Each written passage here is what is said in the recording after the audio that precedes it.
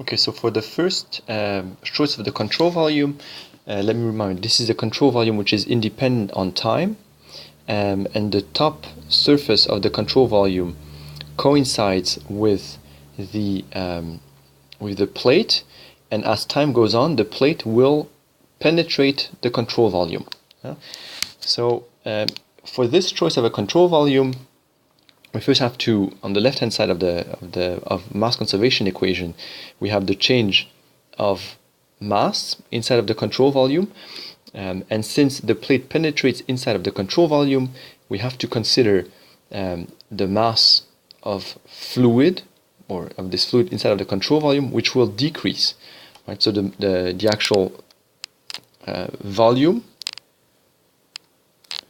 of fluid inside of my control volume is the area is this area here. That is the angle theta t, and so therefore this is theta divided by 2 times the radius squared. If you consider this circle here, this circle, the total surface of this circle is pi x squared. So just this little slice here is this angle divided by 2 times x squared. This is this integral, and so we are taking d over dt of this integral is equal to minus the flux of mass coming outside of my control volume. So I have to look at every single one of my of the sides of my control surface. Let me call this 1, this here 2, and this here 3. So out of 1, clearly I have no mass flux. This is a solid boundary, so there is no mass flux. So this integral here is equal to 0.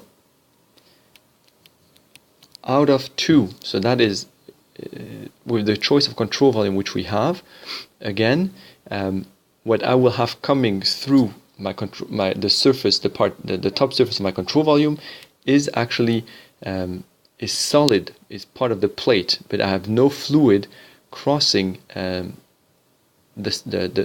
top boundary of my control volume. So this here is also equal to 0.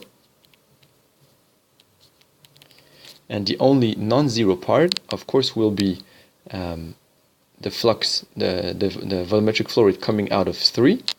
Right, so this is minus the integral of rho. We assume the fluid is incompressible, so rho is a constant. U dot n ds out of 3. So let me rewrite this. So then we have rho d theta dt, which is minus omega. So this is minus omega divided by 2 x squared is equal to minus rho times, so this integral here, double integral of u dot n ds, which in our case is simply equal to u average times this surface here. Well, I mean, because it's a 2D problem, it's just a single, it's a length scale, and this length scale here is theta times x. So this is theta times x, right? So remember that the total length of the whole circle will be 2 pi times x, so just a slice of it will be just theta times x.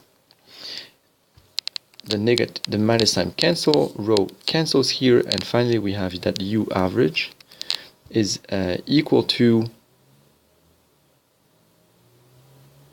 omega x divided by 2 theta t. So this is the answer for the average velocity.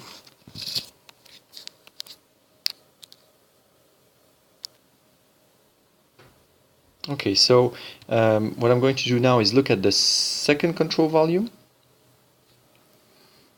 And we already have the results, so I won't fully compute the solution. You can do it on yourself, but I will discuss why they're equivalent.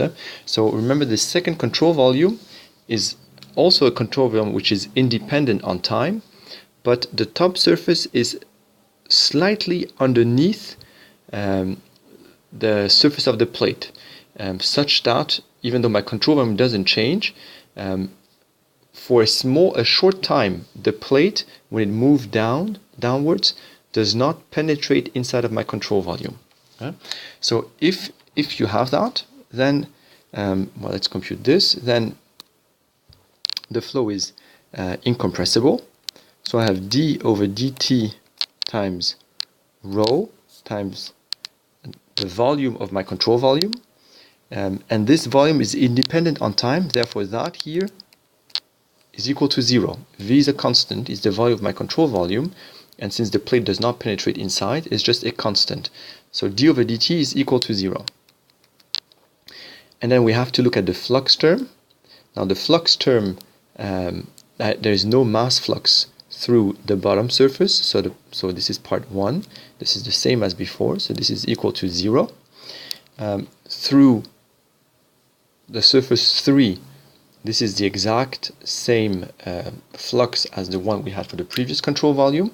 So this is equal to, let me see here, this is equal to minus rho u average theta x, minus rho u average theta times x. But now, if you look at the top surface of my control volume, I do have fluid pushed through this surface. So the fluid which was right in this little gap here between, which is infinitesimally small, but which is between the top of my control surface and the bottom of my plate, this fluid is being pushed following the velocity of the top plate. Okay, so at any given point here, say at a distance x, the velocity of the fluid here is in the normal direction to my control surface, and it is equal to theta t times x. So what we have is that we will have the integral along the surface. So this is integral. Again, it's a 1D problem, it's a 2D problem. So my double integral here, they just become integral from along a single direction. So this will be integral from 0 to x. So integral from 0 to x of rho and u dot n. Sorry, I just noticed that I made a little mistake here. So the velocity of the fluid here is not theta, it's the angular velocity times the distance to the center of rotation. So it's omega times x of t, right? So here I have this negative sign times the flux coming out of my surface, and you see here from the size of the arrows that the flux is going to be positive coming inside, so the flux coming outside I have to add a negative sign, because my normal vector is pointing in the direction opposite to, so my normal vector here points in this direction, and my flow velocity field vector points in the opposite direction, so u dot n here is negative. So I have to take a negative, a minus sign, times the velocity projected on the normal direction, which is just omega times x dx. And if you compute this integral, then you should get the same result. And here, sorry, I wrote x of t, but this is just, x is just a position vector. It is not a function of t, it's omega, which is a function of t. And then finally, our third choice of a control volume, which is a control volume which depends on time. And now this control volume is the control volume where the top surface, so my surface, which I call 2, actually follows the rotation, the displacement of the top plate. Now if we take this control volume, then the left hand side corresponds to the change in mass in the control volume, and now our control volume is shrinking, so the mass inside of the control volume is also shrinking, and it is actually the same as for our control volume number 1, right? The mass inside of that, the volume of this control volume here is just theta, this angle, divided by 2 times x squared. So it's theta t divided by 2 times x squared. And we're looking at the rate of change in time of the mass. Sorry, I'm forgetting a row here. And this is going to be equal to the volumetric flow rate, the net volumetric flow rate coming minus, sorry, there's a minus sign here, the net volumetric flow rate or mass flow rate coming outside of the control volume. So there is nothing, again, coming out of surface 1 because it's a solid surface. So coming out of 1, this is equal to 0. Now, coming out of 3, this is still the exact same term as the one we had for all of our other control volumes, because this control surface is the same. So it's minus rho u average times the surface, which is x times theta t. But now we have to think about this top surface here, and because this top surface here is moving, if you're thinking about the volumetric flow rate coming outside of this control surface, you only have mass crossing this moving boundary if you have a net relative velocity between the flow and the control surface. So when the control surface is moving and you're looking at the volumetric flow rate out of the control surface, then you have to take the flow velocity minus the velocity at which the control surface moves. Because if you want mass to penetrate, then it needs to move relative. There needs to be a relative velocity between the flow and the control surface. Now in this case, our control surface exactly moves at the velocity of the top plate, and therefore at the velocity of the fluid, which is pushed by the top plate, and therefore there is no relative motion between the flow there is no relative velocity between the flow velocity and the control surface. It's the same.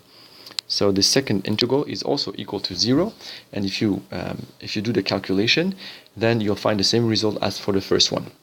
Now, those 3 control volumes look the same, but they are not the same. So if this was a bit confusing, then just go over the video again and convince yourself that, of course, you're always doing the same thing, you're always conserving mass, but depending on which control volume you pick, you really have to be careful about the change in mass inside of the control volume, and really have to look through every single part of the control surface and see what volumetric flow rate you have through those surfaces.